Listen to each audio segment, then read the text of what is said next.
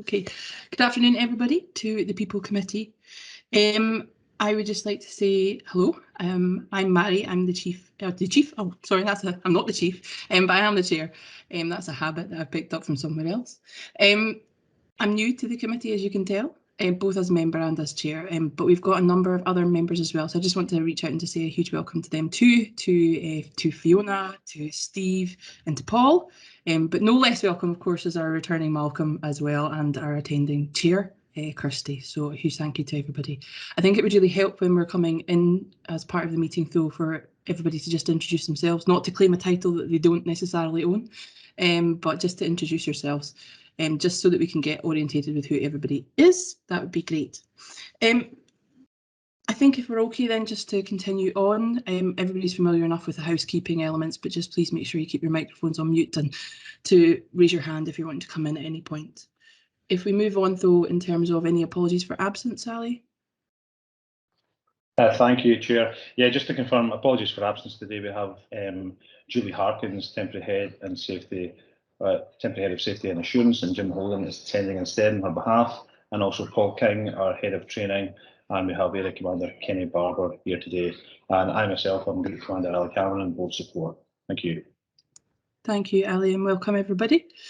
In terms of any items on the agenda that should be considered in private, does anybody have anything that they want to raise for what's being proposed in public, or indeed later on the agenda in private? Everybody's content that that's correct? Okay, that's good. And then in terms of any declarations of interest? I'm not seeing any declarations of interest, so that's good too. So we'll move on to agenda item 5 then, in terms of minutes of the previous meeting. Now, I think we need to note that in terms of approving them as an accurate minute, that would be Malcolm and Kirsty we're looking to, but we'll go through them in case there are any comments or matters of accuracy. So the first page is item 4, or page 4 on your pack. Are there any comments or questions there, Malcolm? Sorry, I was putting my hand up slightly early. I'm actually at the top of page 5. That's okay. On page 4, it's just a minor kind of typo in paragraph 723. It says, in relation to COVID cases being transmission through behaviour, it doesn't scan very well. So I think it's probably just in relation to COVID cases transmitted through behaviour. So it's... That's 723 on page 8. Happy to approve. Okay. Are there any other questions then on any other pages of the minutes? Queries, comments? Fiona? Yeah. Yes. So I have a question on 7.1.10, which refers to the new contract with Midlands HR. I just wondered what this is. What this is. Do you want me to talk about that, Chair? Yes, so what that is, Fiona, is as part of the programme, the PTFAS, one of the first risks are that the people element of that, which the HR system, which is run by Midland HR, that's the first one to expire. We secured a short, with great difficulty it has to be said, we secured a short extension to that of 6 months, but we've recognised that that's not going to be long enough. Because it's going to put us under pressure in other areas. So we had an initial meeting with them again to see if we could extend it for another year on top of that 6 months. There's a bit of a reluctance, so we're currently in a bit of a kind of heated debate with them about it. So, but you know, we'll find a way. I think it's just going to cost us more than it should, but I think in the bigger picture, we need that because we don't need that added pressure to be pushing something through quickly. So that's what that is. They're aware that they're probably not really in the running for it, so they've got no real interest in you know, helping us. But John Thompson's had quite a long-term relationship with them, so we're hoping that he can work something out with them. Well, something will have to be worked out. They're not just going to pull the plug, but it'll probably cost us. Okay, no, that's yeah, absolutely. It was in context of PTFAS that I was asking. So yes, that helps. Thank you. Okay. Thank you, Liz. Thanks, Fiona. Is there any other item then? In which case, Ali, are we okay to address Malcolm's issue under 7.1.10 2.3 just in terms of the scanning, that's grand. And then specifically to Malcolm and to Kirsty, I suppose, are you content that these are accurate? Okay. Yes, content. Thank you. In which case, I'm going to hand over to Ali for the action log and item 6. Thank you, Chair. Just to confirm, there were no outstanding actions. So just anything we captured today, which will be covered at the end. Thank you. Thank you. In which case, we're going to move on then to item 7, the performance risk report, which comes in 2 parts. So we'll take the pod section first. And I think it's Scott who's going to introduce this item. Thanks, Chair. Afternoon, everyone. Just in terms of, I take it from running through the report, but obviously, for those that have seen it before, you'll have picked up that we've been working quite significantly in the format and the content of the report and how it's presented to the committee. I think in that sense, what we've been working on and looking to do is to make sure that the detail and the numbers and the activity that we're referencing within the report are linked, now aligned with the 8 performance indicators that we have outlined in the SFRS performance management framework. So we're trying to make sure that the content and context that we give you is relevant and of interest. So as I say, it's a slightly different looking report, but taking that as been read by everybody, I'll maybe just take us through some of the highlights and points that are emerging across the areas of strategic resource planning, developing our diverse workforce and inclusive culture, and strengthening our employee health, wellbeing and fitness arrangements. So when we think about the position in relation to our current headcount, that's summarised within the report, and it highlights the impact the pandemic has had and is having on our target operating model for operational staff. In terms of that changing picture, you'll see that with the number of trainees who can now undertake the foundation training course at any one time now increasing, POD are closely working with our colleagues in training and service delivery to look at how we can increase the intakes for 2022 and start to turn that position around. You'll see as well that the RDS vacancies remain high. However, this was a position pre-pandemic, and the National Retained Volunteer Leadership Forum is focused on enhancing the RVDS recruitment and selection process, and POD are closely aligned with that work. In terms of the report itself, we referenced that we're looking within the Directorate to improve our recruitment and selection practices, and POD are leading on this with the objective of, I guess, changing how we have traditionally recruited and looking at how we can improve on the time it takes us overall to recruit, the time it takes us to clear the job evaluation stage, and looking at how and where we advertise, arranging interviews quicker after closing dates, and as well as that, and what's important at this stage and what we're experiencing, making sure we're getting contracts of employment issued in a consistently timeous way. We recognise that in the markets we're trading in and competing in at the moment, the competition for attract talent is significantly high, and therefore our ability to improve how we facilitate our recruitment selection processes is going to be key to us bringing in filling the vacancies that you'll see are outlined within the report. If we move on to the activity that we're reporting against developing our diverse workforce and inclusive culture, I guess we, like any other organisation, we do continue to experience employee relation cases and activity through the likes of grievance and disciplinary matters, and there's some numbers and context there contained within the report. And I think from ourselves, I think whether it be grievance or conduct cases, as a Directorate POD, they're really focused on concluding the cases in a timely manner. And as you'll see, we have that target of 6 weeks that we work towards. Now, whilst that's not always possible for a variety of reasons, not always within our control, our focus on that timescale is key, because for us, we recognise the benefits of resolving and achieving outcomes in grievance matters or disciplinary cases, and the significance that will have in terms of supporting the relationship reset that's often needed when grievances or disciplinary cases are concluded.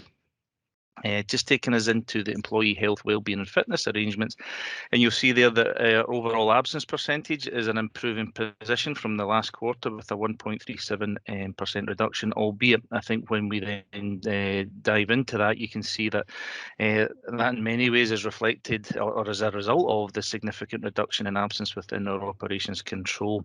So with recognising that the position overall is improving, we still recognise within the directorates themselves there is an increasing position, and that's where it's important with the work of our HR business partners. We continue to be closely aligned with directorates and teams to identify any emerging trends and issues that we can in turn proactively address with them.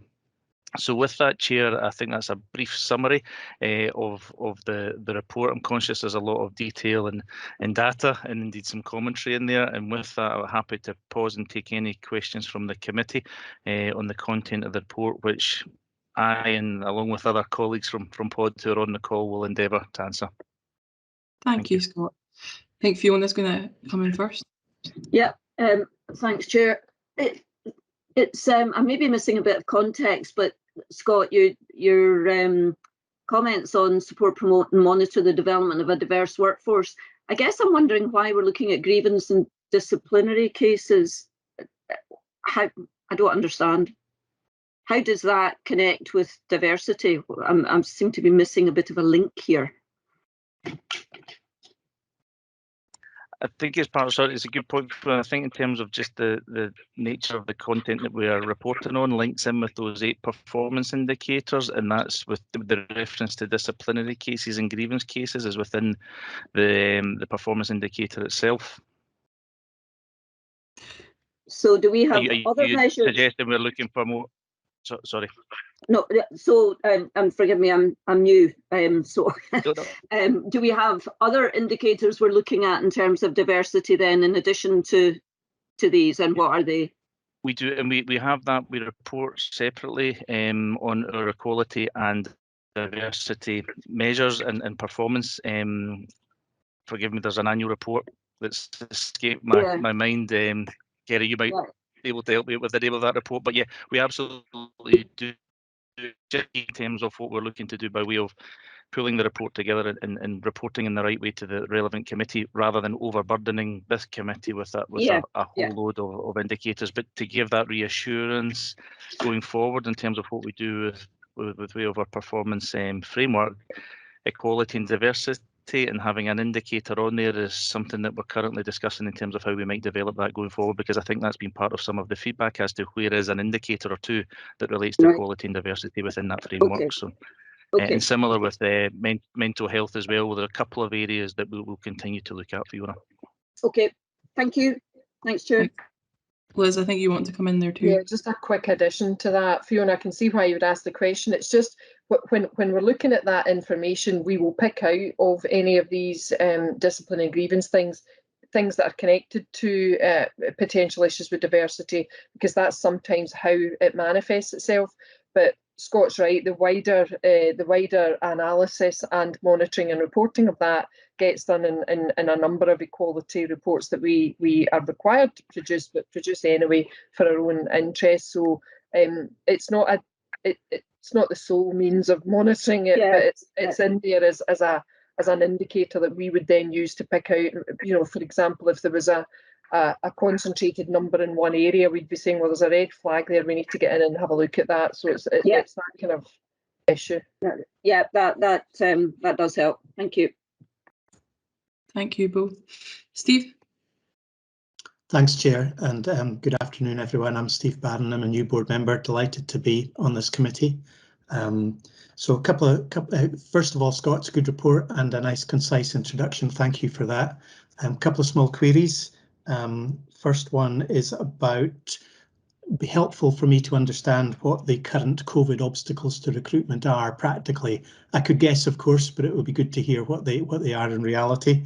And my second small question is that I note that the absence level and the operations control is higher than others, and I think you alluded to the fact that that's an improving picture, but it would be helpful to hear background as to why that stands out against the others. Thank you.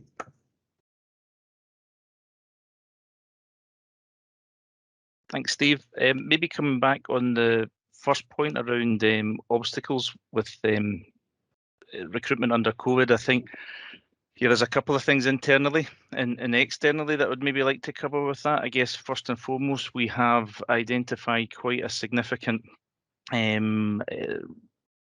additional posts that we're currently recruiting to support the organisation's recovery from the pandemic. With that significant number of posts, we've obviously that's over and above our business as usual, but we've stood up a BC tag group, which is itself looking at overall in terms of how we manage and coordinate that activity, and actually some of the lessons and benefits that we're experiencing from changing how we go about our recruitment practices is emerging from that work. I think internally what's highlighted within there is that if we appoint internally, which is positive and encourage, we also create another vacancy. So therefore, one of the challenges we've got currently is with every internal appointment we make in creating another vacancy, we're estimating that approximately around the 200 or so posts that we're looking to recruit to, that might represent 600 vacancies once we've got to the end point of those processes. So volume in that respect, and in terms of obviously with the resourcing team handling and managing that additional volume, we've also got our business as usual recruitment activity that's going on. So there's a volume piece there, but we're also recruiting to the resourcing team to support that. We've made some appointments in there coming in. I think it's Jason may be able to confirm this. It's in the next month or so. However, that too, in terms of that, those appointments, those individuals still need to come in, still need to learn how we process and how our systems and whatnot facilitate those recruitments. So we've got some work that we're looking at to do that internally. And I think looking externally, it's a really challenging market. In terms of how queer candidates are and how available they are. We've had some challenges in terms of, as I say, doing some things differently. We have been using and utilising more some of our recruitment frameworks that enable us to engage with recruitment agencies, but we've also found with that at times recruitment agencies haven't been coming up with the quality of candidates that we would be looking to appoint to, and I guess from that we're very much from a position of not recruiting for recruiting's sake or appointing for appointing's sake. That those candidates and appointments need to be right for ourselves. So there's a couple of internal factors in there, Steve, and some external factors in relation to people's what the market's looking like in terms of how many readily available candidates there are out there. We're also recognising too with some of our support roles, a lot of them are temporary, albeit for a long period of time, some of them 2 and 3 years. However, that obviously plays into the market that we're then competing in terms of candidates. So there's a combination of factors there. I think what I would say is that through the work of the BC Tag and the subgroup that Jason leads, I think there's been a remarkable and excellent level of activity undertaken so far, and a lot of collaboration between directorates to fast track and to speed up and to improve the way we recruit. So I think there's a really positive position there, where actually we are sharing the responsibility, if you like, in terms of how we can all benefit. And rather than going out recruiting and putting 5 adverts out for the same post, we're putting 1 advert out and recruiting 5 posts too. So we're sharing the picture. We're managing expectations in terms of stakeholders and colleagues and other directorates. And what we've been able to turn around so far has been really positive, and we're able to progress. We've still got a lot of work to do. We've still got other vacancies to fill, but we've even improved in terms of how quickly we've been turning around things like our job descriptions that need evaluating. So it's an improving picture, but I'm not going to say it's not a challenging one given some of the internal pieces that we're working on, but also externally it has been challenging to get that level of or suitable level of applicants applying for the roles. And sorry, your second question was in relation to the OC, sorry. Yes, the attendance percentage or absence percentage rather in OC. Yeah, sure. So I think the report details that there's been a wee bit of work specifically focused with our colleagues within the team in terms of recognising just that work that I was talking about and alluding to with HR business partner and identifying trends and some emerging themes of absences, in particular with OCs. Been working closely with them in terms of obviously the report highlights some support from our partner Lifelines. that's been able to work within the team to identify how best we can support staff who are currently off and returning to work, and importantly how we can support them to stay at work. So there's been a number of conversations and some work done there within our OCs to turn that around, and we would like to think some of those interventions have played a part in improving that position within OC. Steve, are you happy? You want to come back in? You're good. Stuart Stevens. No, apologies, Chair. I was just going to come in the back of Scott's comments around the OC and provide some additional context, but if Steve's content, then I'll hold back. Okay. Paul, I think you're down next, but I've lost my feed for the moment, so hopefully that's right. Thank you. Paul Stallard, new board member. This may not be the appropriate time to ask the question, but I'm interested in your trainees. You've got a cadre of 47, I think, which is what your intention is at the moment. You also talked about more basic recruitment. So what is your intended cadres in the coming quarters? And when are you making the bids to have them into the next year cycle? Thanks, Paul. With that, if it's okay, I'm going to bring in Jason Sharp, who is best placed, I think, to give you that level of detail. Thanks, Paul. Jason. Thanks, Scott. Good question, Paul. Thank you very much. Colleagues that don't know me, I'm Jason Sharp, Area Commander within POD. My main role is workforce planning and resourcing. I suppose it's fair to say in the last 18 months I've supported ACO Stevens in maintaining resilient operational availability.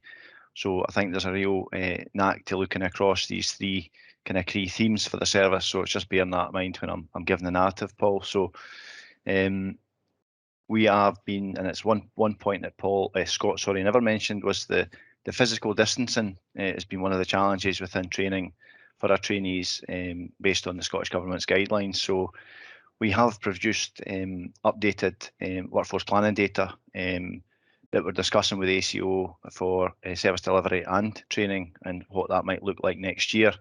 I chair a resource and recovery group on behalf of Liz Barnes, and the ask is for that group to go away and refresh the schedule for next year and make a proposal back to me that I can bring through and discuss with the directors and make a proposal what we look to bring in next year. So in summary, we are currently forecast to bring a 48 every quarter into the whole time. We are hoping that we can increase that for next year, but I have to bring that through some internal governance, Paul, to get absolute approval on that. Just to come back so I understand properly, so the 48 cadre you've got at the moment, that's for this quarter, and there'll be another 48 in the next quarter, and so on, and that will continue into the next year if you're given the funding. Is that right? Oh no, there's definitely 48 coming in, and what we're looking to see if we can increase that. So, so when I'm seeing figures like this in a quarter's time, I'll have seen those 47 that are currently in there moving into the standard list, and then being replaced by another 47 intake. Is that right? So we had a drop. Got enough echo. So excuse me, colleagues, if somebody's not talking, can they please mute? So we should be bringing courses of 48 through, Paul. With a dropout in that course, that's why you've just got a number of 47 there. So for us, the maximum we can bring through because of the limitations in sites right now is 48. We've also got Portlethen coming online in the North Service Delivery area. So that's the conversations I'm having with training colleagues on whether we've got also a focus on retained and volunteer. So it's the focus in the conversations with my colleagues is how are we best going to support service delivery and perhaps reducing the distancing to enable more trainees on a course, and where and how we're going to schedule that throughout Scotland to best support service delivery. And I think you've answered the question, but just so that I can truly reveal my stupidity. So the 47 you've got in this table will move into the full-time allocated staff in the next quarter, and we'll see a new 48 coming in. Is that right? Absolutely. Thanks very much. Thanks, Paul. Thanks, Jason. Are there no more questions? In which case, can I just interject a little one. Just wondering whether or not there have been any implications around Brexit and European nationals, and if there was any update in and around that. I can come in with that. If that's okay. In terms of, we have had a very small number of staff that was involved in that, and at the point of Brexit, in terms of supporting those staff, we engage with them in terms of what the requirements were there for them to obviously, in terms of eligibility to work within the UK. So we were dealing with a very small number. I think, interestingly, not so much linked to Brexit so much. I think just with our approach and outlook now in terms of how we work and organise ourselves, I think recruitment from abroad going forward is certainly something we'll be looking at in terms of the possibilities through things like agile working and the like. So it's something that's came out following the launch of our agile working framework about how do we do that, and can we do that in some of the complexities, if you like, that we wouldn't ordinarily have known before, but it's certainly something that we're exploring going forward. But by way of Brexit, from a staffing perspective, there hasn't been any real significant impact on us in that regard. Thank you, Scott. If there's no more questions around that aspect of the performance report, then we'll move on to the training section. Is that Kenny who'll be picking that up? Yeah, thanks, Chair. Thank you.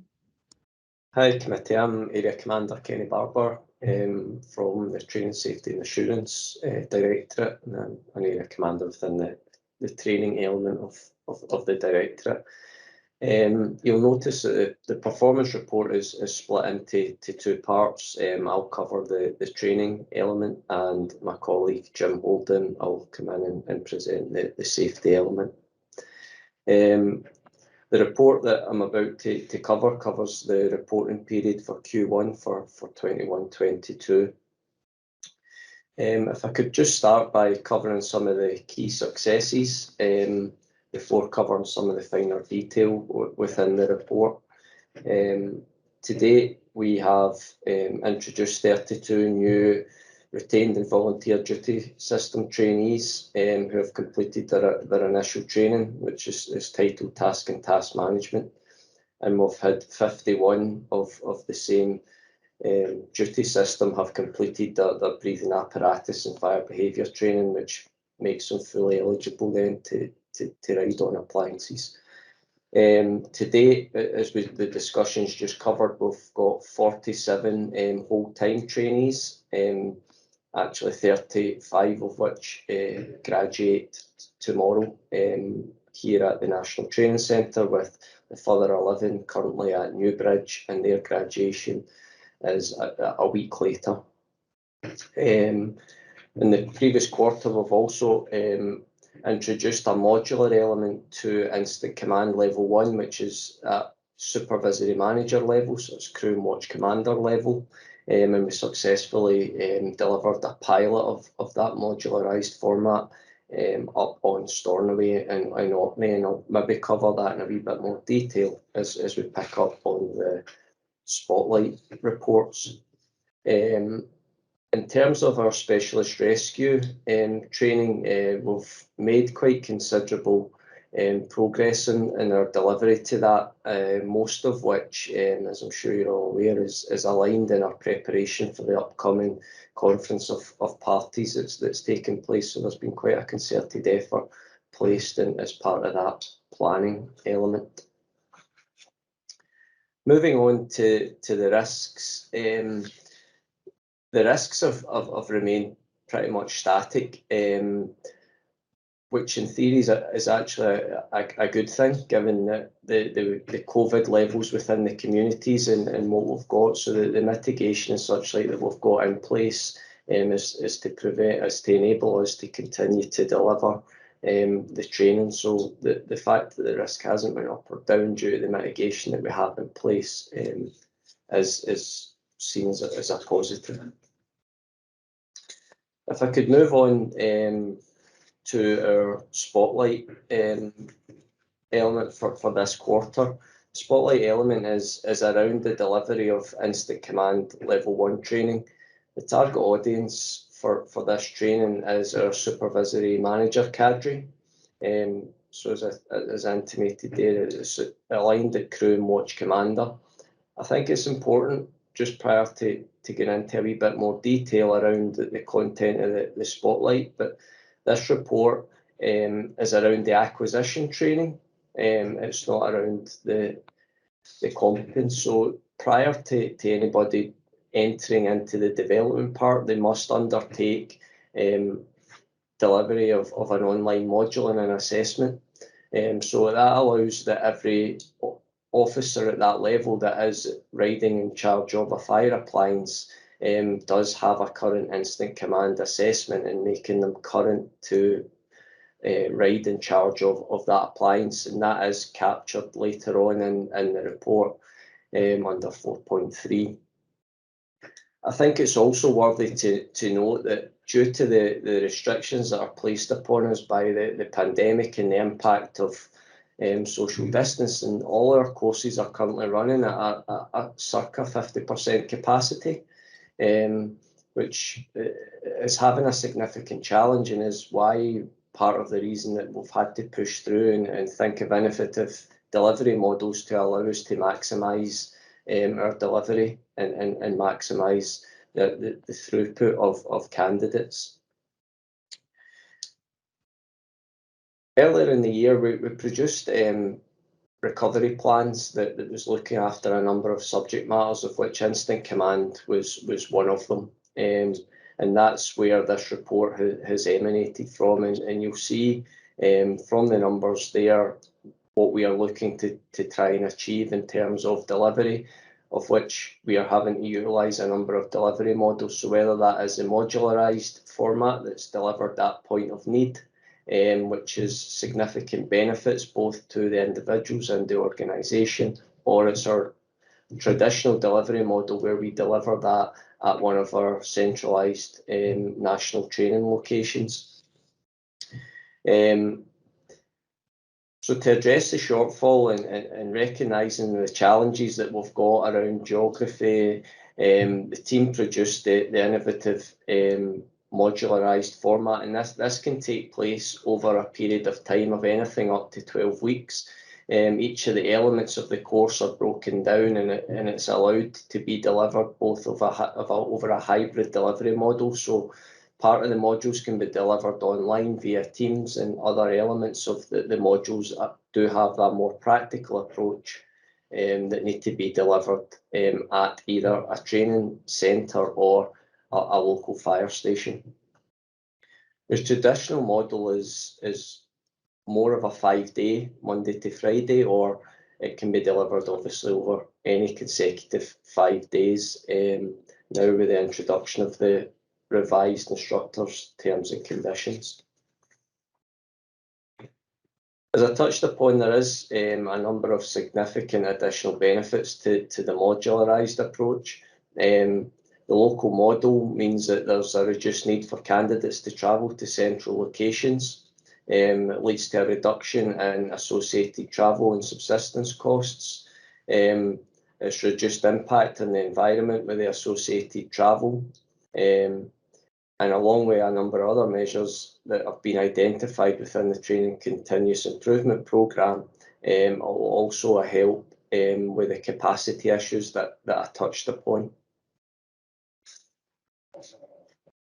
If I could just now move on to section 4.2 around the operational core competence.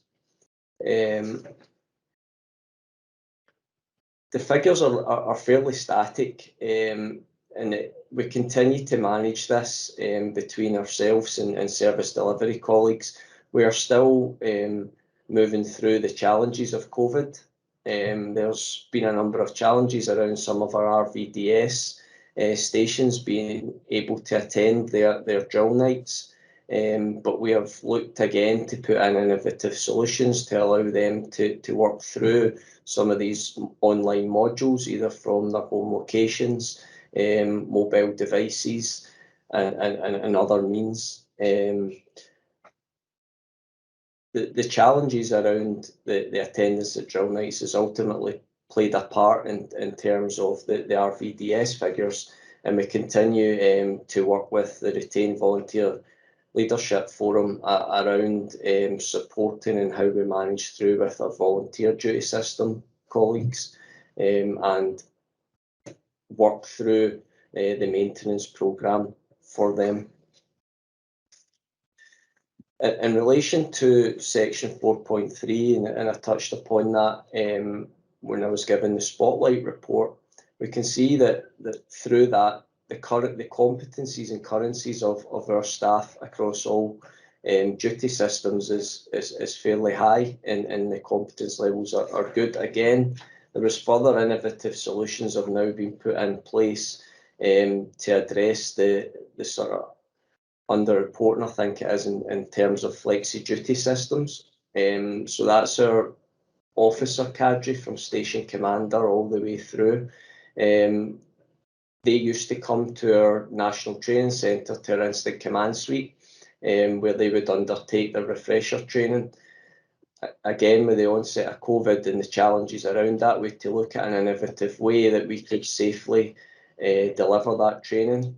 So we can now move to a full delivery of this training online, all elements, including the assessment. The assessors are also able to assess and maintain currencies remotely, which is now going to play a huge dividend and assistance, not just for the officers having to take part in the training, but also the assessors, and will dramatically cut down on the impact around travel and also diary commitments. So there's a huge positive around that innovative solution that's been identified.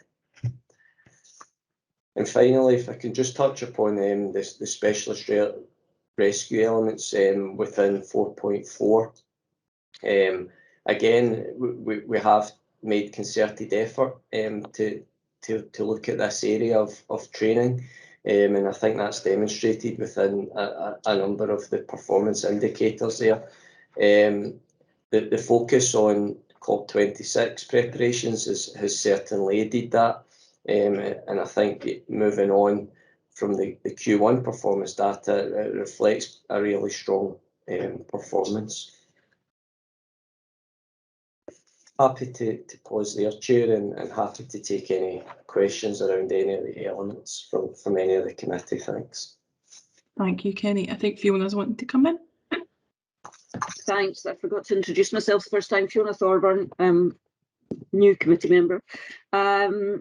Yeah, just as you were talking, well, first of all, I'd like to applaud all the innovation and creativity that has clearly been taking place to deliver training in extremely difficult and unusual circumstances. That's really good to hear. I guess what's going through my head is we are doing a lot more virtual training, and I'm wondering what the implications are in the short and medium term of the training centres at Newbridge, Cambuslang and Port Letham coming on stream, because clearly we've got fixed costs, and presumably when we planned those training centres, we were basing the plans on a number of people that would come for 5 days, etc., etc. So I guess I'm just interested to see how this might all kind of meld together, because I'm assuming we won't go back to the way it was before entirely, but presumably we'll do some sort of blended approach. So my fundamental question is, what are the implications for the big training centres and the fixed costs in running them? Thanks. I don't know if John wants to come in on that, or if Kenny, you want to pick up first. John Dickey, thanks, Chair. John Dickey, Director of Training, Safety and Assurance. I'll let Kenny answer first, and then I'll come in on top of what Kenny says, please. When you go. Thanks. Thanks, Jonas. A really good question. I think you're absolutely accurate. I think that the future is that blended approach, and I think what it's going to do is it's actually going to drastically increase our capacity to deliver. By being able to use that online platform as well as the practical elements, it will enhance our capacity. So we're able to use one instructor to deliver the same course across the whole of the country, where we might have had to deliver the same inputs 3 or 4 times by 3 or 4 different instructors across a number of sites. So I see it as an extremely positive, and I see that it is the way forward, and certainly will enhance our ability to deliver and provide further training to to all duty systems as well. And when we add in the instructors' terms and conditions and the amendment to that now, and being able to deliver consistently across the whole of the country 7 days a week, I think it certainly will enhance firefighter safety. Thanks. Thanks, Kenny. Yeah. John? Thanks, Chair.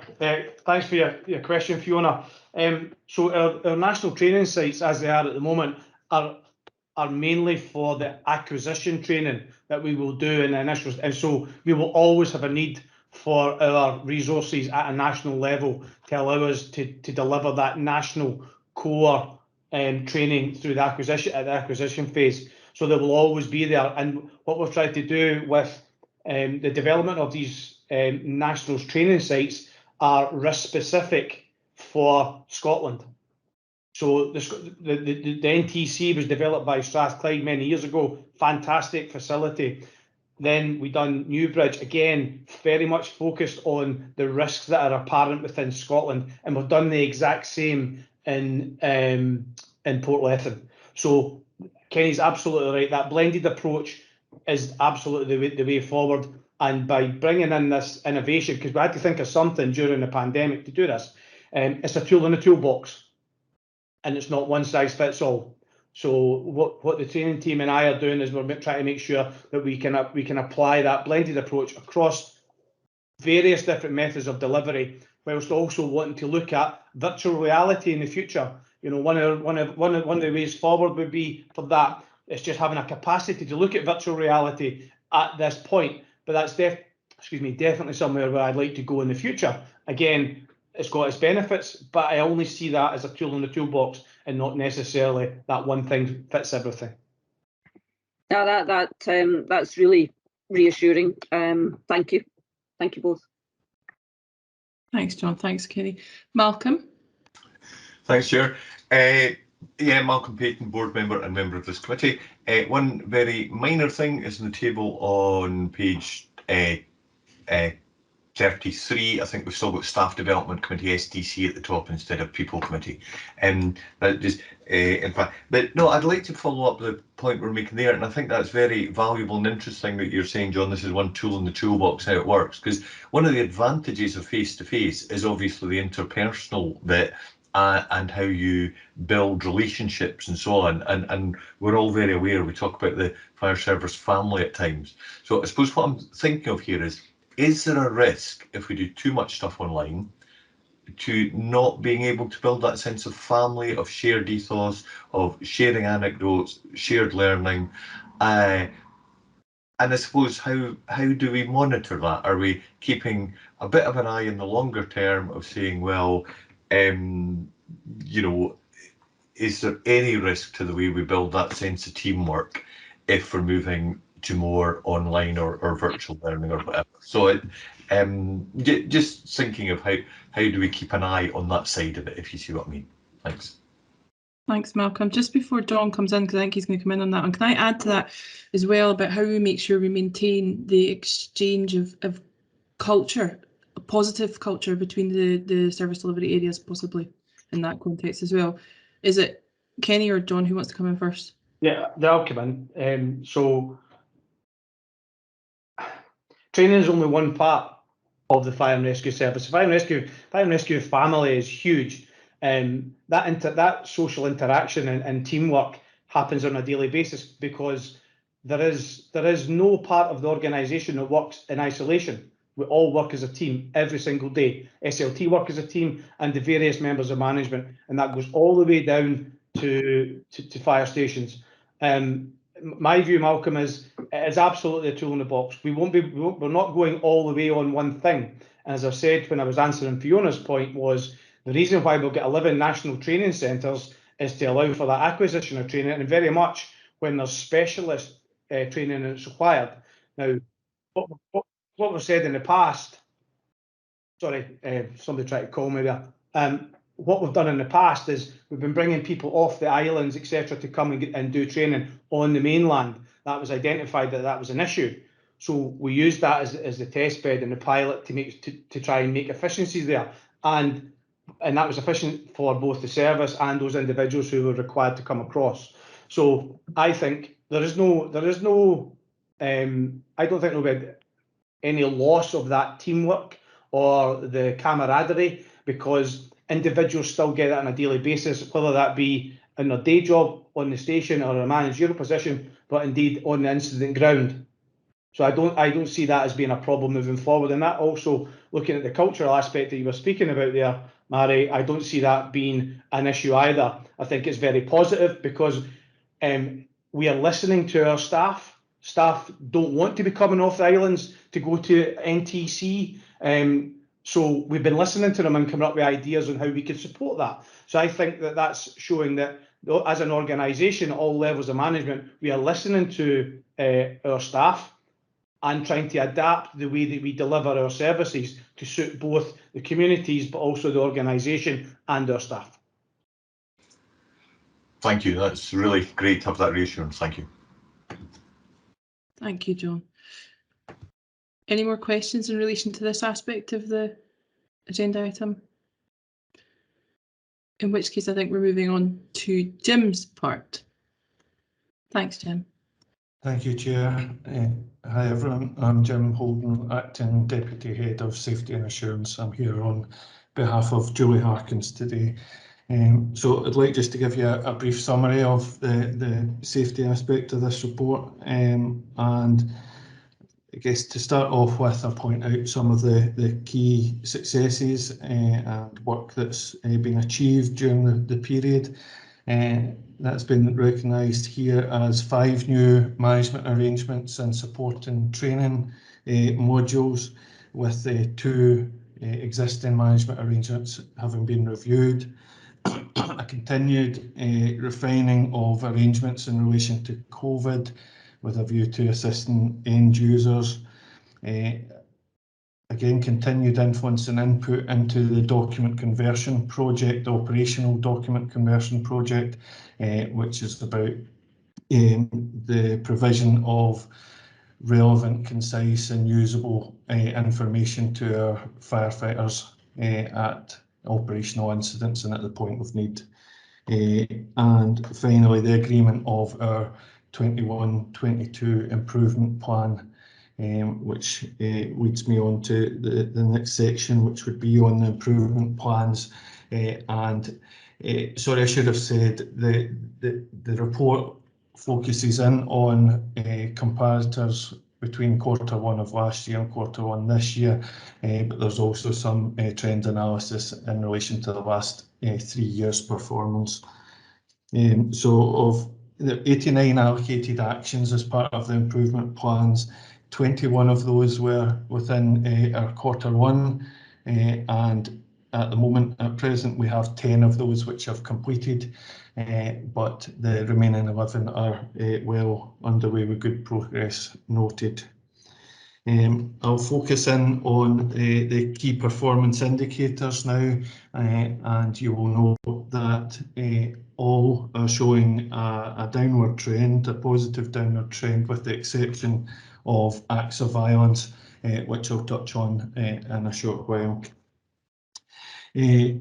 Slightly different to previous reports, the COVID figures have been reported separately here, and I think again a positive trend from Q1 last year, where 7 workplace transmissions, reportable workplace transmissions, were recorded to none in Q1 of this year. So I think this is again confirming the ongoing need for maintaining the control measures that we have in place, and despite the spike in society that we're seeing, promoting and encouraging continued implementation on stations and premises of those control measures. So moving on from there, very briefly, operational injuries, that is injuries occurring at operational incidents, have reduced against last year, with 54% of those occurring at primary fires. Of non-operational injuries, again a downward trend, although when comparing against Q1 of last year, there is an increase I think that can be linked directly to the activities during that period, though, with Q1 last year being part of that lockdown and more restricted activity. 81% of those non-operational activities were noted as being occurring during routine sort of station activities, and just a point of note is that we are currently working with our service delivery colleagues to develop a SDA handbook which will look at our generic risk assessments and safe systems of work for all those activities. Moving on to training, which again shows a significant reduction, and again, very similarly, work is ongoing with the training function to review and develop our safe systems of work, which will form part of a new training handbook.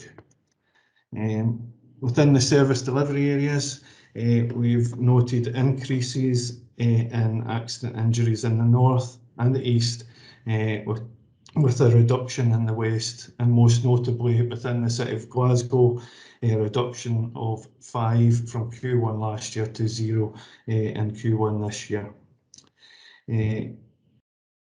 Most common causation of accidents is fairly similar to previous reports, with manual handling, slips, trips and falls being at the top of the list, and a number of hot-cold categorised injuries which relate to heat stress, kitchen injuries, and one that involved a training incident.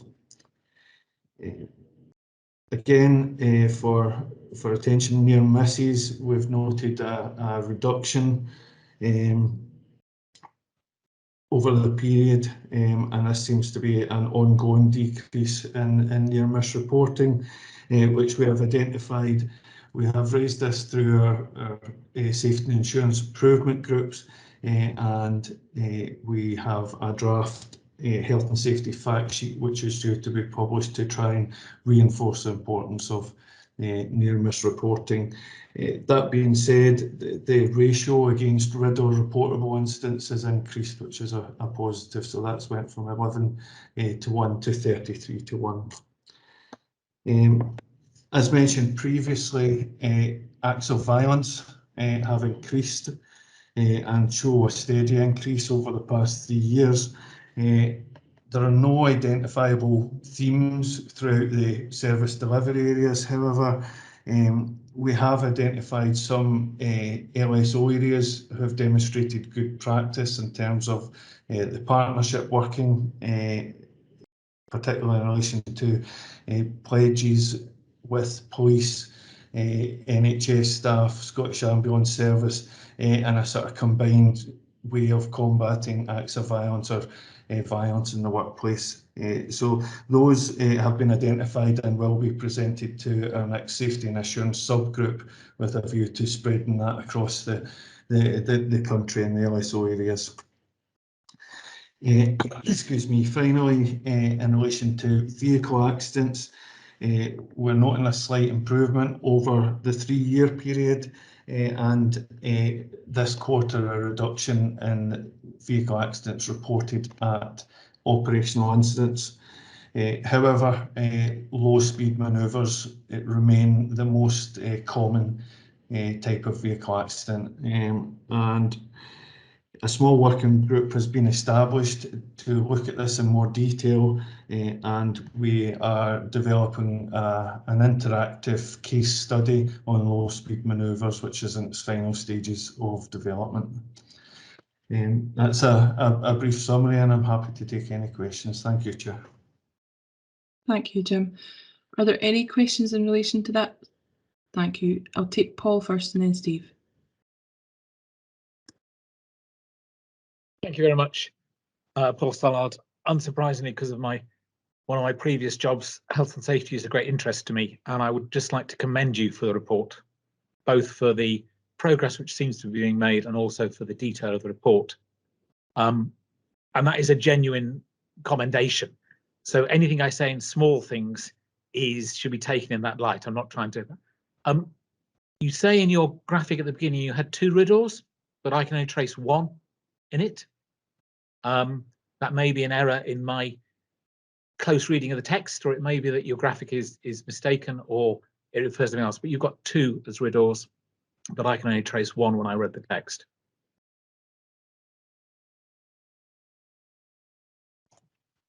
Yeah, thank you. I would have a wee close look at that, Paul, if we can do that. And that's all right. You may be doing better than you were on your initial graphic. That's all.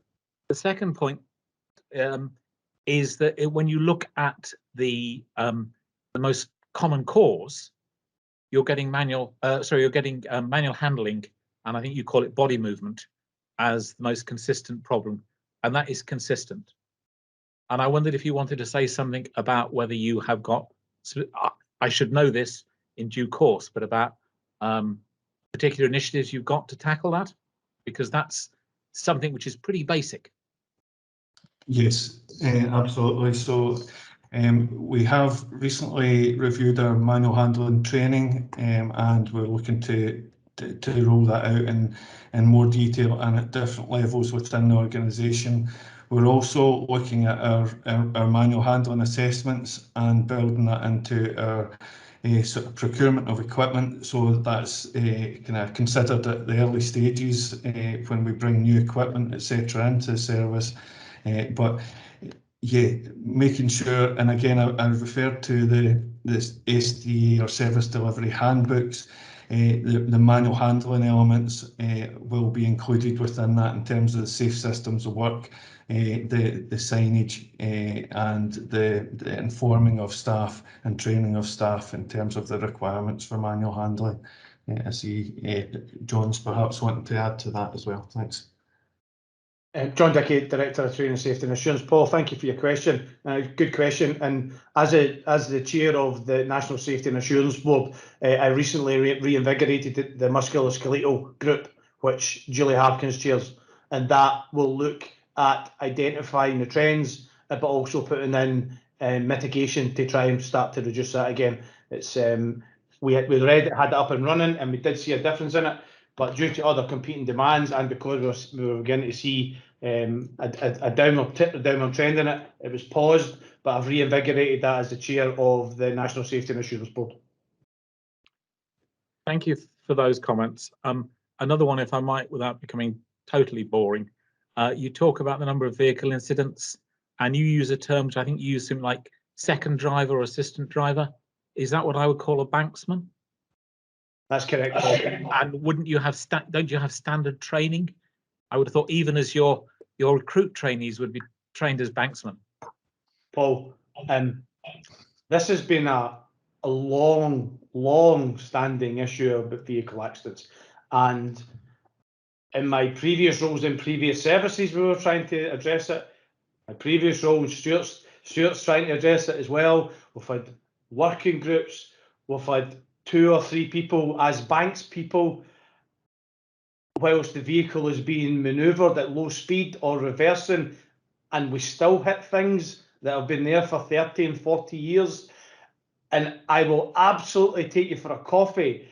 And if you can tell me how to stop that Stuart and I are possibly missed, and all our teams that support us, then I would gladly listen. I'll pay for the coffee and the bun if you can help us crack this nut, because we have tried so many things to do that. Bruce Farquharson, one of the area commanders, and works for Stuart, the LSO of Aberdeenshire and Aberdeen City, he came up with another initiative, and we look to roll out across the country. We investigate every single accident that involves an XFRS vehicle is investigated. We look for the root cause. We look for the underlying cause. We look for everything, and we still get them. We still get these. It's extremely frustrating, because we know the amount of time and effort that's got to go into it, but also the cost that's involved in it. And so it's something that we monitor very, very closely. And we've tried putting safe systems of work in. We've adopted safe systems of work. We've changed them. And as I've said, if you get any ideas, we'll gladly pin my ears back and listen. John, Jim, thank you. I'm much reassured. And can I go back to what I first said? I think this is a really positive report. I'm not certain if we need as much trend data every quarter, but that was very encouraging. Well done. Thank you, Paul. Paul, and you know, once you've settled in, I'd be more than happy with the agreement of the chair. If you wanted, we could take this the health and safety element, safety and assurance element out and have a look at that and see how we can streamline that, because I know that we want to try and make this, as we get the right information to you, the right information that the board and the committees want. So more than happy for myself and the safety and assurance team to sit down and listen to your experience and take some advice or guidance on the way forward. Thank you, John. Thank you, Paul. What John hasn't said though is that he means after he's gone, though, in his retirement thing. No. Still got a while to go. I know. I keep telling you that. Okay, I think, is there any more questions in this aspect of the report? Steve, no. Steve is sorry. Steve, sorry, your hand was up. Yeah, I agree with everything Paul said. That summarises my input. And I just, while I have the mic, just to add to the last thing that Paul said, with so much information in the report, it may be difficult in future to pick out maybe the one key thing that we should be focusing on. So that might be something that you try to address. But great performance and well done. Thank you very much. Thank you very much, everybody. And then with that whole agenda item, can I just say a huge thank you to Scott, to Kenny, to Jim, and to all the teams that are sitting in behind producing these reports. We're a relatively new committee, and I think you might have to bear with us coming at things from different angles and different ideas about things. We will get bedded down eventually. But more than that, I suppose what I just want to reflect on the fact is we're 18 months now into the pandemic, and it seems an appropriate time to just acknowledge that sitting in behind all of this, I think there's a huge amount of adaptation that's had to happen, a huge amount of change that the teams have had to cope with. So I don't want you to ever think that we're underestimating that as a committee, or indeed, I suppose, as a board. I'd be shocked if anybody would disagree with that. So, you know, I do appreciate everything that you've been doing and all the changes you've had to make to keep this going. So a huge thank you to all of you.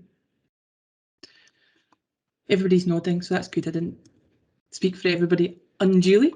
Well, we'll move on to item 8 then, I think. This is a verbal report, isn't it? Is it Seri? It's Kerry, thank you, Chair. Kerry, sorry. No, that's okay, thank you, Chair. There's a couple of points I'd like to raise with your consent. So my team and I have already prepared and presented a concept overview of the Building the Future Together programme at a previous committee meeting. So what I'd like to do, appreciating that we have many new members sitting on the People Committee today, and it is lovely to see you all, is to afford that opportunity of a separate session to do that with present members. After our last presentation, which was a couple of committee meetings ago, it was requested that we provide a verbal or a paper update, whichever be most appropriate, at ongoing committee meetings. So I think what I'd like to do is maybe just say a couple of sentences to give this committee an overview of what the programme concept is about, and then with your consent and permission, Chair, link back in with Group Commander Ali Cameron and set up a separate session. Thank you, Chair. So as by means of an overview then, the Building the Future Together programme as a concept has been developed to support and enable organisational effectiveness and culture change. It's worthy to note that we've got a number of elements already in place that enable us to be effective, but in cognizance, especially as you've already mentioned over the last 18 months in our response to the pandemic, we felt it was an ideal opportunity for us to capture what's working well for us, the changes we've made, what we could do even better if. So the Building Together, Future Together concept then, its broad aim is to enable us to ensure that our values, behaviours, skills and leadership, if you like, grow and mature with us. Appreciating that we've not the same service we were when we came together a number of years ago as a single service, and there's still some journey for us to travel, if you like, and evolve to meet the changing needs of Scotland and our communities, let alone the pandemic. So on that note, letting the committee know it's around culture change and effectiveness. It's around leadership development behaviours in the main.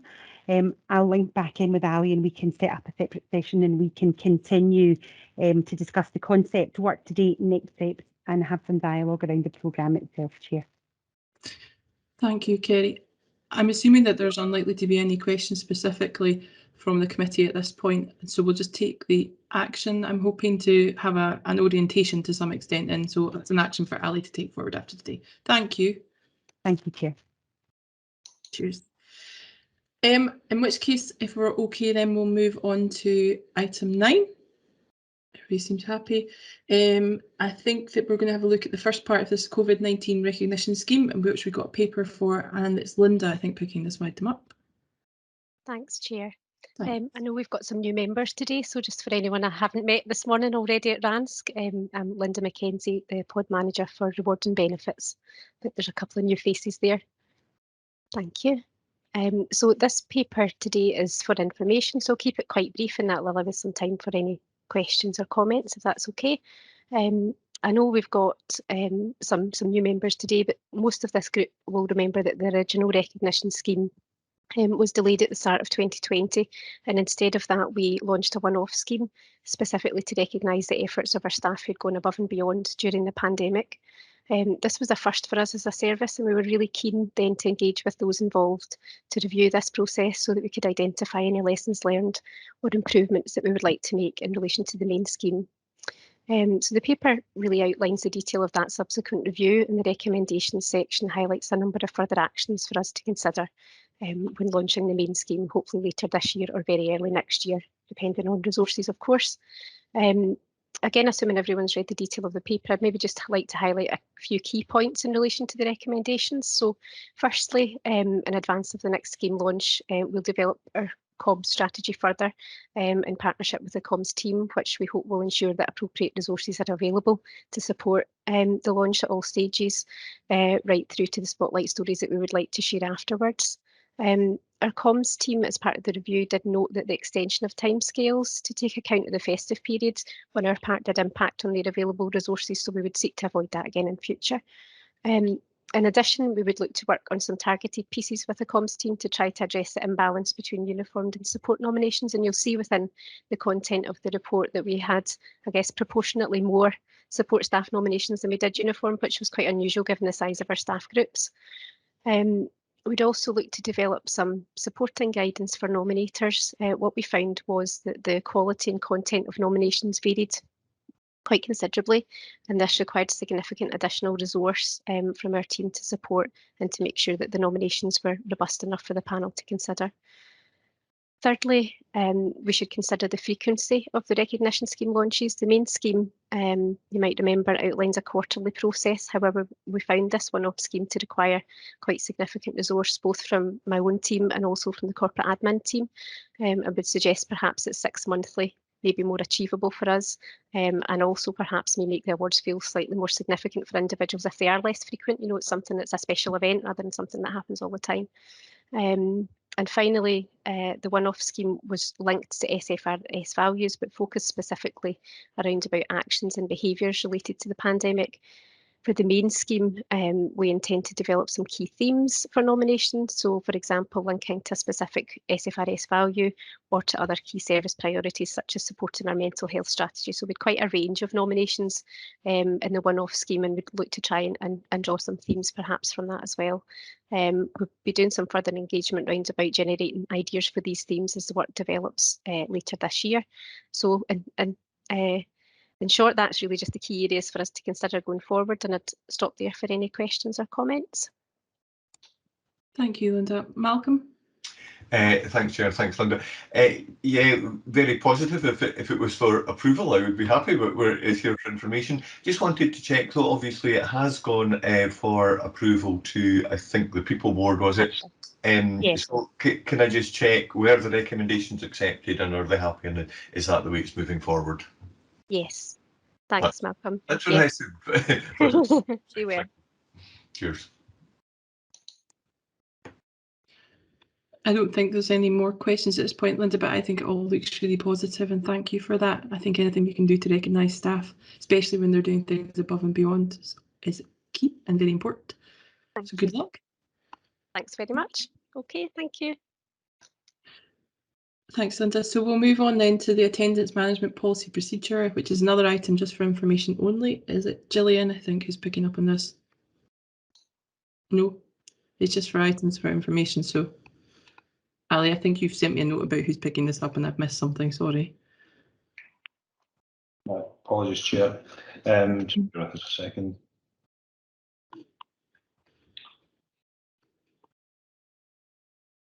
Yeah, so it's down as Gillian Clark next to this, but I think understanding that maybe if there was any questions around that, our Director, People Organisational Development would be more than happy to take that. So it's just, I suppose, if the committee have anything else that they wish to raise against that, I have the Director present to ask them. Thank you. Thanks, Alan. So if we assume that everybody has read the report, are there any questions that anybody wants to raise? In which case Liz is, oh no, I spoke way too soon there, sorry Liz. Steve and then Malcolm. Thanks, Chair. I don't have any questions. I think the documentation looks fit for purpose. I wonder whether we need to see it all. It's a lot of content there, and in terms of the delineation between the role of board members, committee members, and the role of management, I wondered whether we might have needed to see the policy, but not so much the procedures in the management handbook. So that's my only comment, but it seems fit for purpose and good work. Thank you. Thanks, Steve. Note your comment. Malcolm? Thank you. Yes, no, I do note that, and I don't want to go into detail on one that's for information. I think it's very, very helpful, and there is a huge amount of work going into this. There was just one specific thing I thought it might be worth hearing a little bit more about, though, which was it said something like there's no specific formula for determining how you move into the capability process. So I can reference it if you like at section 13.2. I'd just like to hear a bit more about that maybe and be assured that managers will be happy with that and knowing how to make that judgment, if you see what I mean. Yeah, I think, Malcolm, that's because the circumstances are always very different, and each individual is very different. And when someone's off, it doesn't just suddenly become necessary to make this kind of decision. So there's a build-up. So there are stages to the absence, and the manager will have been working with their HR support all the way through that. So it will be a discussion, and there'll be advice available to the manager to help make that decision. And the HR support will also have a wider picture across the service to ensure there's consistency there. So it's to make sure that it doesn't become too formulaic, because one size doesn't fit all in these situations, and it really is down to the individual manager and their knowledge of the person, as well as the HR person's obviously expertise in that area. So that's why it's deliberately not prescriptive. Okay, thank you. Thanks, Liz. Thanks, Malcolm. Any other questions then? Okay, thank you, Liz. We'll move on then to item 10. We'll look at 10.1 then. That's the learning needs analysis. I think it's back to yourself, Carrie. Or Kerry, Yes. sorry. I'll get there eventually, Kerry, sorry. No, no problem at all, Chair. Thank you. And I forgot to introduce myself last time as well. So my name's Kerry Audit. I'm one of the temporary deputy heads of people and organisational development. My portfolio is around leadership, culture, development and equality and diversity. So coming to the verbal update on the learning needs analysis paper. This paper was presented to the last committee meeting, and I thought it just useful to bring forward a little update to advise the committee of progress made to date. The last paper proposed that we look to realign when we launch our annual and ongoing learning needs analysis process across the service. And it's just to assure the committee members that we are taking those steps to do that. So my team are meeting with our heads of function currently at the moment to realign the business planning arrangements, or to realign the LNA to the business planning arrangements, to help us, if you like, walk towards the ability to zero-based budget or lead a demand-based budget requirement for learning and development needs. In support of this, we're also establishing learning partner arrangements so that we can work even more closely with our functions and directorates across the service, making sure that we can have an even more responsive L&D service delivery model, meeting the changing needs of the service, being cognizant of the many changes that we've had to make over the last 18 months or so. So we're looking to respond to that further again. So it was really just to offer the committee some assurance that that work is progressing, and the LNA will launch a little earlier this year, ready for implementation earlier again for 22-23. I'd like to invite any questions. So this is an item for information again. Are there any questions in relation to that? Okay, thank you very much. Thank you. We'll move on then to 10.2, which is the Leadership for Change programme, and I think that's Nicola. Were you picking that up too? Chair, if I may, yes. Nicole was unable to make it today. She's one sorry. of my team members, so if that's okay, if I can present that paper briefly as well. Thank you. So this paper was also for information, and it picks up on some of the points that the committee's already discussed today. So in response to the pandemic, I guess we've expedited moving many of our learning and development programmes and provision online, and this is an update of a particular key programme that we've moved to a virtual delivery platform. So it was just to afford the committee an overview of what we're looking to do around building leadership capacity and strengthening our change capability as we look to move from the face-to-face programme that started pre-pandemic and move it online. I guess noting that committee members will have already read the paper, I think it's important that there's maybe one additional point that I'd like to table before I ask for any questions, and that's whilst we've originally or currently planned to start the rollout of this virtual programme again from mid-November, which will be post COP26 activities that the service is involved in, just taking cognizance of the very recent rise in pandemic and requirements of operational availability. It's just to assure the committee that we will keep that under review, understanding that service delivery response would take precedent over this as a development programme. So it's really just to highlight that we will keep the implementation timescale under review and linking through our central staffing and service delivery colleagues to make sure that we can have this happening at an appropriate time, so timelines may shift. I'd ask the committee to note that, and I'm happy to accept any questions.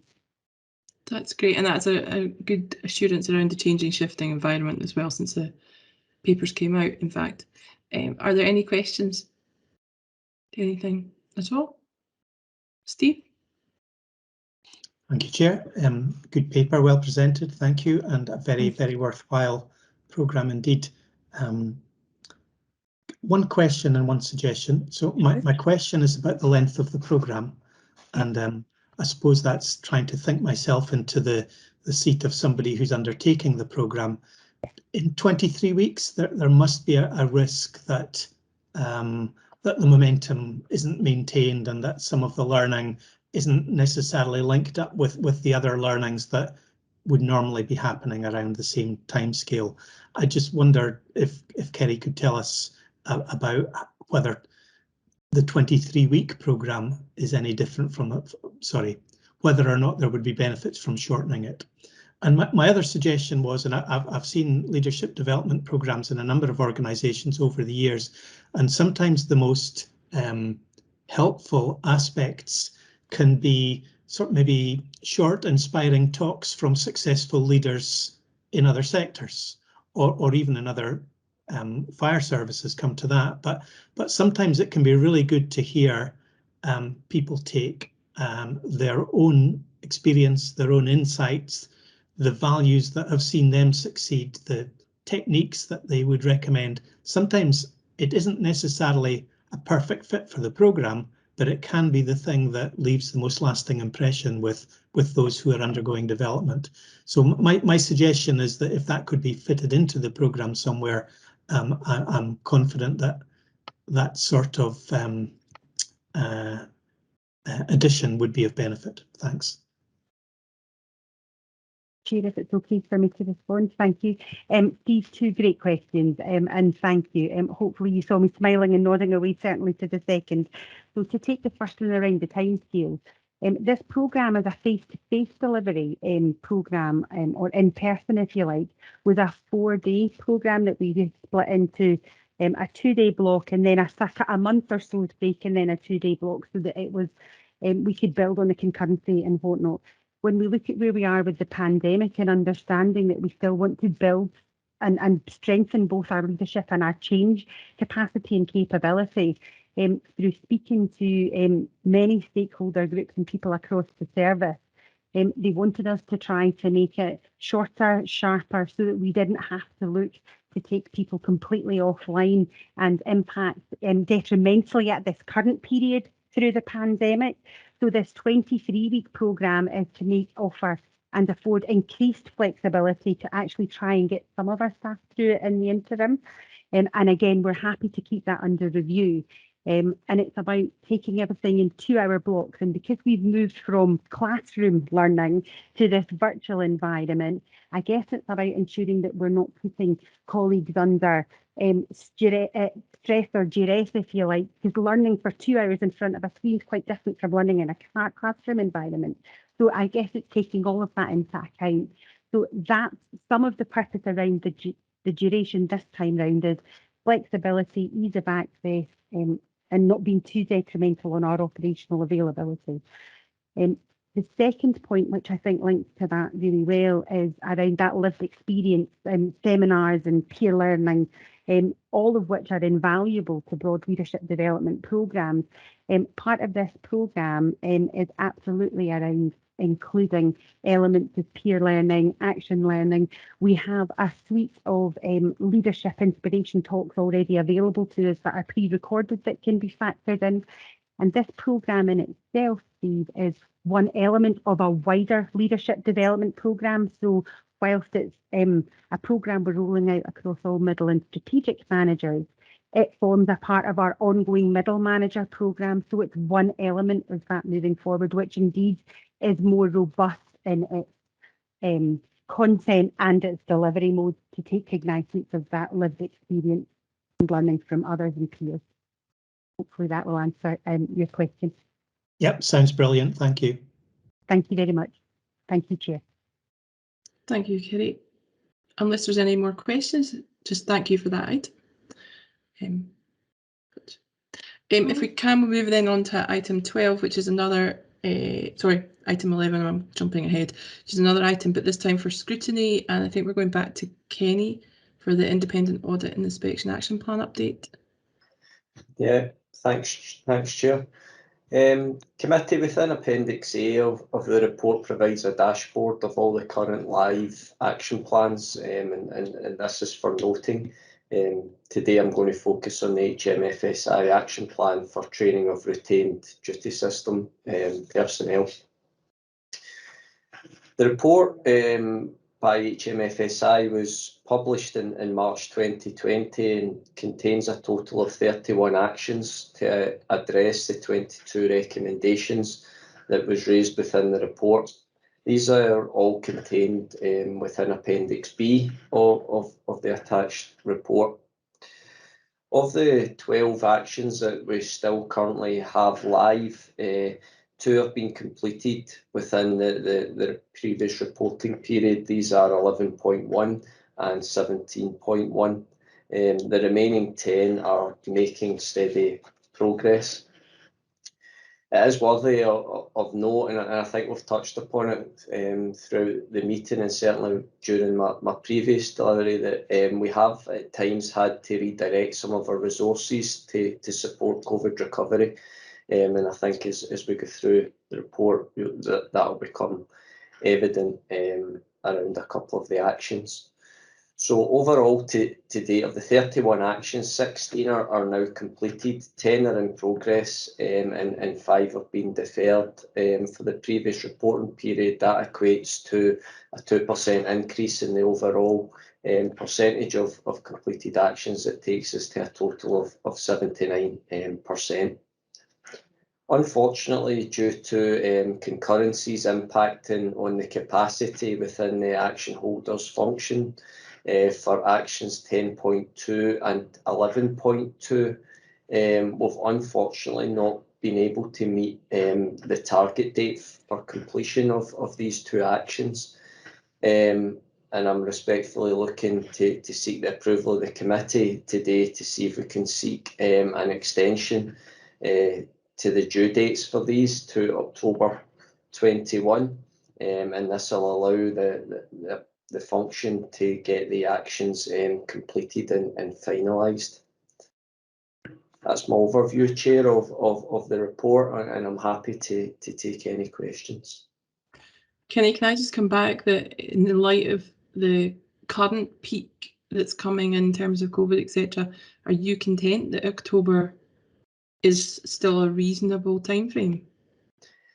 Yeah, thanks, Chair. So the two actions sit with a function out with training, and I've engaged with them directly. They are in the final stages of completing the two actions, so they're comfortable that the two actions will be completed, taking cognizance of the current state, that the options appraisals, etc., have been done, and they're working their way through the appropriate internal governance. So they've given assurance that October would suffice, Chair.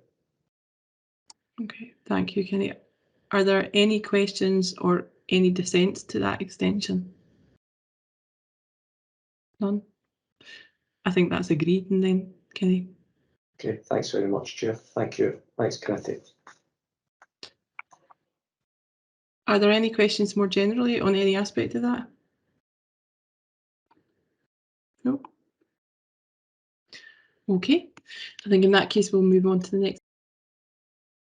Oh, thank you, Kenny. Sorry. Thanks.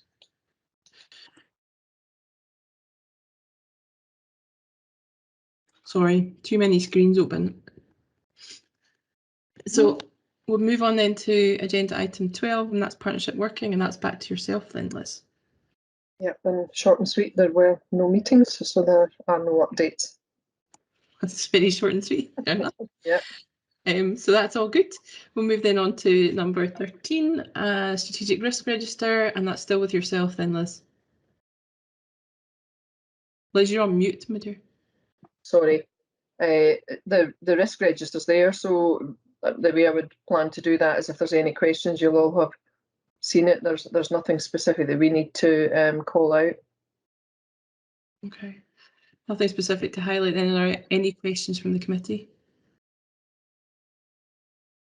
Nope. Oh well, we're getting through it now. In which case, thanks, Liz. We're moving on then in terms of forward planning. So the pod policy review schedule update, that's attached. Mary, is that yourself? Sorry, Chair, I was on mute there. Yes, it is, yep.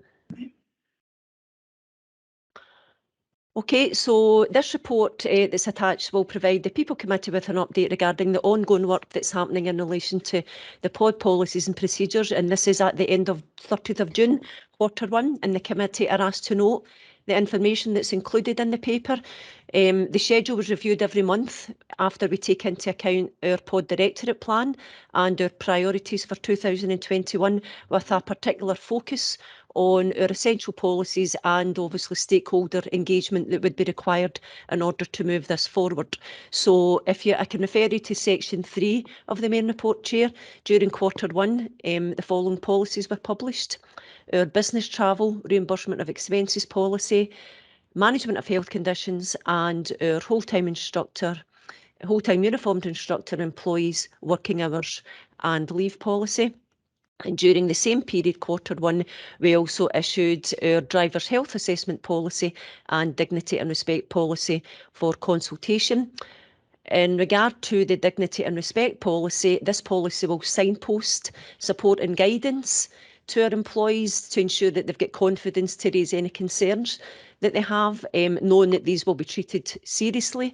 And the policy will also set out expectations and should be read in conjunction with our bullying, harassment and discrimination procedure, which again will give reference to the procedures to follow if positive behaviours aren't displayed, or if complaints required to be made regarding any unacceptable or discriminatory behaviour. During the same period, the purchase of annual leave or additional annual leave policy required some engagement with our colleagues in the finance systems team, and that allowed us to develop a new process following approval of this procedure by the People Board in August. This policy, I'm glad to say, is now live on our iHub from the 1st of September, and we're now beginning to receive applications online using our new online portal. If we look ahead to Q2, we have now published some information on our iHub regarding the new Agile working process, and a specific iHub page has been developed for that. We have commenced drop-in sessions for line managers and employees, and the iHub page also includes a link to a number of policies which affect the Agile working process, and that includes flexible working and home working, and there's also access in there to a number of TED Talks.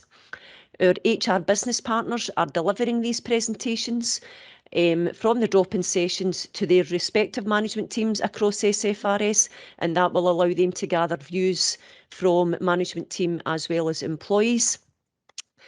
During the same period, period 1, we also issued the pre-placement policy, the working together framework, and our re-employment policy for consultation, as well as whistleblowing, full-time working hours, day duty policy, and family leave policy. With reference to our appraisal policy and procedure, that will now be reviewed and updated in line with our Building the Future Together activity, and is included under Pillar 3, Workforce. Managing employee performance, which was formerly our capability policy, is also being pushed out to Q3 due to other commitments and workload. With reference to the retirement and re-engagement policy, that has now been renamed to re-employment policy, and we've expanded the information in that simply to make sure that the scope covers all roles within SFRS, and that will also allow appointments to be made on a permanent basis.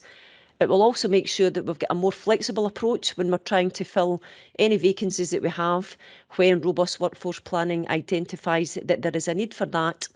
And finally, looking ahead, we have a number of RDS policies relating to dual contracts, annual leave and pay and prepayment for work activities, also prepared for consultation. However, as you'll probably be aware, these are subject to the progression of the standardisation of our RDS terms and conditions.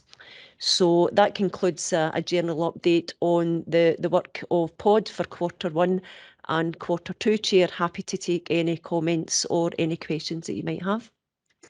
Thank you, Mary. It was very thorough. I would imagine that the trend seems to be following, that there aren't any questions at the moment, but we'll pause just to check. No, I think that was pretty robust. Thank you, Mary. That's much appreciated. Thanks very much. Thanks, Chair. Thank you. Bye. Bye.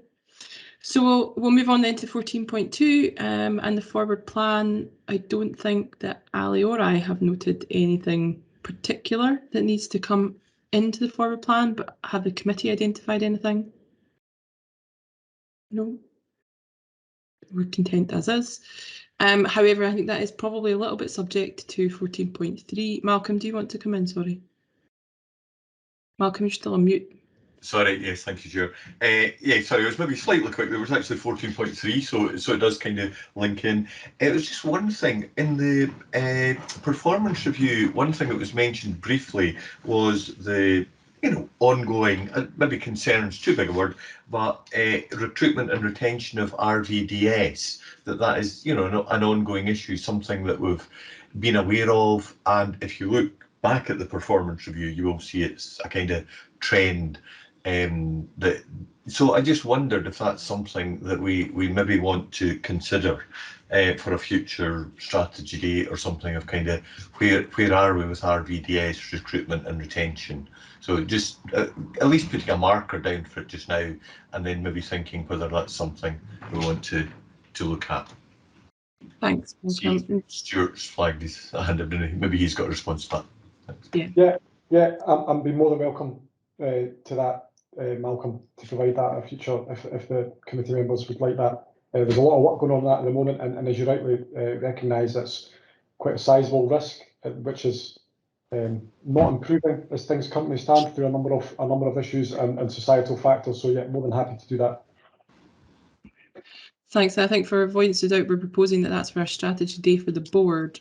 Or I suppose a spotlight here. I don't know, whatever is more appropriate. Well, if we take an action to have a conversation with that separately and see where that comes up, then Ali, is that okay? Just on that note, though, I've indicated that I think we need to consider some form of strategy day for the committee for orientation as much as anything else. So there are a number of areas that we might look at to include in that, but in the context of understanding that there are a huge amount of operational pressures on the staff team at the moment. So we will have to balance these two aspects and come out when actually that needs to make sense, and also the fact that a lot of the team will be involved in the COP26 arrangements as well. So although I had anticipated it being in the autumn, I think realistically we have to accommodate that too. So with all of those things said, hopefully we will have a strategy day specifically, or development day specifically for the committee at some stage, and we'll pick some aspects up from there and we'll take that forward. Unless there's any other items under forward planning or 14.3, Ali? Nothing under that specifically, Chair. I'm just picking up on the one action for item 15 that we'll come on to. Okay. Steve? Thanks, Chair. You'll correct me if I'm bringing this up at the wrong time, because but it's something I've discussed previously with yourself and with Liz. Two areas that I believe that the committee could do good work in would be to look at the services strategy for moving towards a more representative workforce. Long-term issue, not short-term issue, so there's no immediate rush to produce reports for next meeting or anything like that, but I do think it's something that we should tackle. And the second area I'm interested in is the work that I know is in hand already on a graduate recruitment scheme. Thank you. Thanks, Steve. And yeah, I think that certainly the former we definitely have on our radar already. And I know that Liz is already aware of those issues. And so I think that's where an orientation session could be really good. And then we can understand where we want to go from there. I'll bring Liz in on that point in just a second. And I've no objections to the second, but Liz. Yeah, so absolutely right in the first one, and also the second one. What we could do is we're running a pilot, and Kerry might want to jump in. We're running a pilot in Pod for graduate recruitment that we intend to learn from and roll out across the service, and particularly at this stage for the hard to fill specialist roles, but also with a view to looking at direct entry for operational roles, but that will be further down the line. So what we can do is bring a review to that section of how that's going. I don't know if you've got anything to add, Kerry, but I think we'd be in a position to do that. Okay. Thanks, Liz. And I'm assuming Ali's got notes of those bits and pieces as well. So we'll have a look at what can be added into both the forward plan, but also potentially into the strategy day for the board, if appropriate, and also for our own development session as a committee. If there's nothing else on that part, we'll move on then, Ali, to item 15, the review of actions.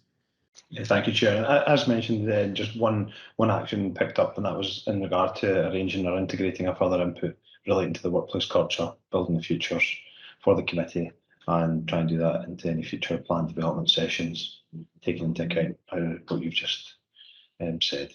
Thank you, Chair. That's all. Thanks, Ali. Although ironically, we finished so early today that we probably could have built a wee bit more time in. But anyway, it's a good sign, I suspect.